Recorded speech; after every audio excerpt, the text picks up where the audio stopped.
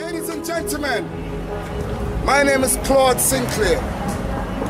I'm a Jamaican by birth, but I went to the United States when I was only 23 years old. When I got to the United States of America, I did not even understand that I was a black man. I found out that I was black when I went to the United States of America. All the idols that I read about, the Martin Luther King, the Malcolm X, the Nelson Mandela, the Stokely Carmichael, the Jomo Kenyatta. When I read about all these freedom fighters, I get to understand that all of these freedom fighters was inspired by this man. Now we as Jamaicans must recognize and love our heroes, because our heroes, some of them have paid the ultimate price, and that is the price of death. We do not hold the police responsible because we know the police is doing a job that is set by the system. Not until we collectively as Jamaicans stand up and march and walk for what we believe in, then and only then we will get truth, rights and justice. When I understand that this man, the Right Honorable Marcus Messiah Garvey, who came from the humble village of St. Anne, who has inspired millions of people across the diaspora. When you go to Senegal, you talk about Marcus Garvey. When you go to the United States of America, they talk about Marcus Garvey. When you go to the United Kingdom, they speak about Marcus Garvey.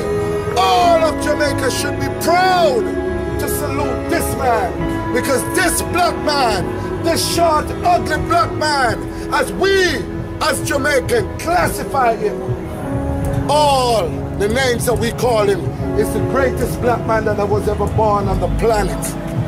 It's not me, say so. In 1980, Marcus Garvey's bust was placed in the Halls of Legion in the United States of America. 1980, we're talking over 30 years, 30-something years. So for a black man that come from Jamaica to have his bust over 30-something years placed in the Hall of Legion in Washington, D.C., it is one of the highest honor you can ever get from the United States of America. Now we know our hero was maliciously and wickedly charged. He was charged for criminal contempt of court.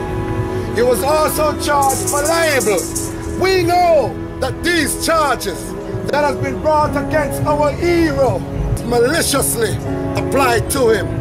In 1922, when he went to the United States of America, we know that these charges of mail fraud was maliciously applied to our hero.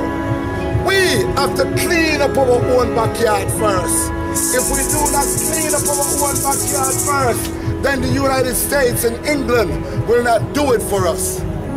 Jamaica, we're in a sad state. They're raping our women. Just the other day, there was 5 women in Montego Bay. One as young as 8 years old. She was brutally sodomized and raped. Another woman that was only 14 years old was brutally sodomized and raped. Another young lady, she was only 16 years old. She was brutally sodomized and raped. Then there were 2 young boys. One was only 7 years old and one was only 10 years old. And both of them were sodomized and dumped into the river, and they died of drowning.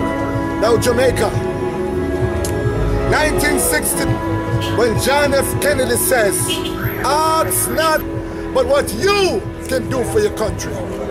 You as Jamaicans must now understand that you're powerful. Mama Portia speak about people power. Yes, she speak about people power. People power is this. All of us must stand up for what we believe in. Right. If you do not stand up for what you believe in, this is the year 2012. We don't know what's going to happen to you. We don't know what's going to happen to our children. It was in the year 2005 that another beautiful little girl, her name was Shanika Anderson.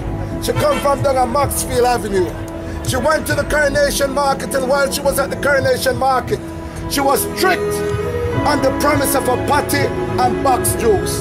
An unscrupulous old man pick up the 6-year-old little girl, take her from the Coronation Market, take her through to Manly Meadows. He sexually assaulted poor little Shanika Anderson. He raped poor little Shanika Anderson. And after that, he strangled her and left her body to die and rot behind Manly Meadows. Then it was the year 2009 when we have another little boy from Bamba River, St. Thomas. His name is Courtney Walker. He was at the Bamba River with his mother about 12 o'clock.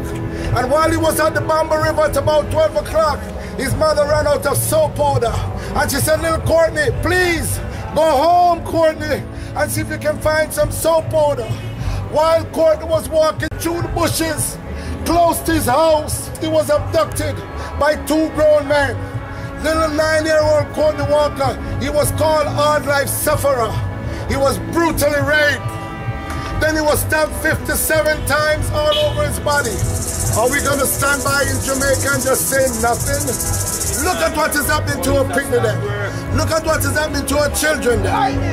You understand? So we must collectively work together as a team. Because if you don't work together as a team, we're all, as Marcus Garvey said, we're all gonna die. And I'm not joking. We all are going to die.